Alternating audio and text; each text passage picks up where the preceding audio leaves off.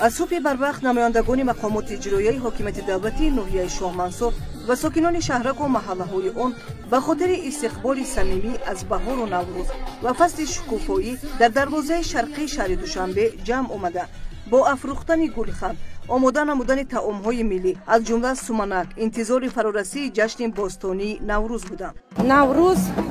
تمام مردم از عرف و عادت، عنعنه و سنت‌های نیاگانی که ما داریم و تا به امروز آماده رسیده است احیا می‌گردند. از قبیل آماده نمودن یکی از خوراک‌های ملی ما سومنک و بینید که بانوان فعال ناحیه شاه منصور با یک تردد خیلی هم بلند امروز توانستند خوراک ملی و دسترخوان ملی امروز در این بارگاه آماده نمایند. از چهره خندان و شکوفان جوانان خوشبخت دوران استقلال، گلدختران بهارگونه و اطلس پیراهن شهرک و محله ها عیان بود که نسبت نوروز عجم که از قرنهای دوری تاریخ به ما میراث مانده است احترامی خاصه دارند و همه ساله آمد آن را به صبرانه انتظار می شوند.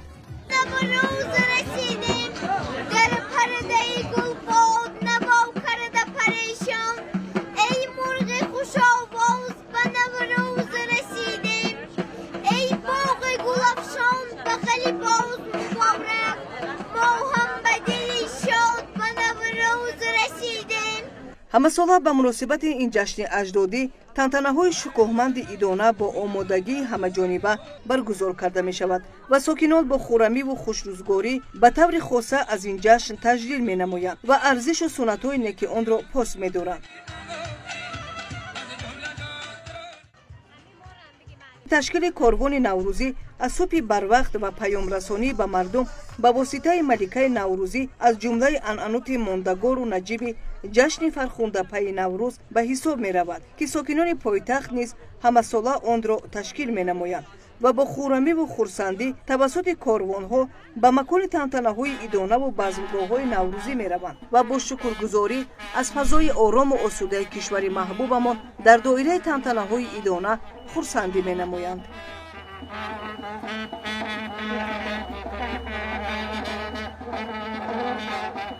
پس از آغاز صبح کاروان نوروزی این ناحیه شهر دوشنبه با ملکه نوروزی همچون رمز بهار نازنین جانب بزمگاه‌های ناحیوی با صدای کرنه سرنه و سرودخوانی در وصف نوروز رهسپار گردیدند.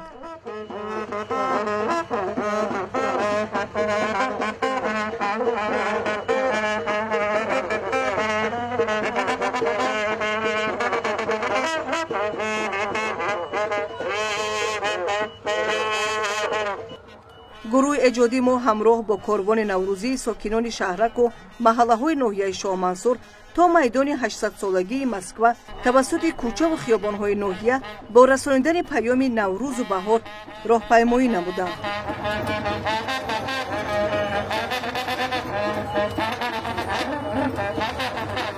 طوری از سرچشمه‌های تاریخی برمی‌آید جشن نوروز عجم برای ساکنان کشور آفتابرویی ما عنعنه نیک نیاگان بوده. ملت تاجیک به آن احترام خاص را قائل است و این عید باستانی که با نام زیبای نوروز مشهور عالم گردیده است جزء مهم تمدن و فرهنگ عالم شمول مردمان ما به شمار می رود. همینطور با نوای کرنه سرنای و شادمانی اشتراکچیان کاروان نوروزی ناحیه شاه منصور آن به میدان 800 سالگی مسکو رسید.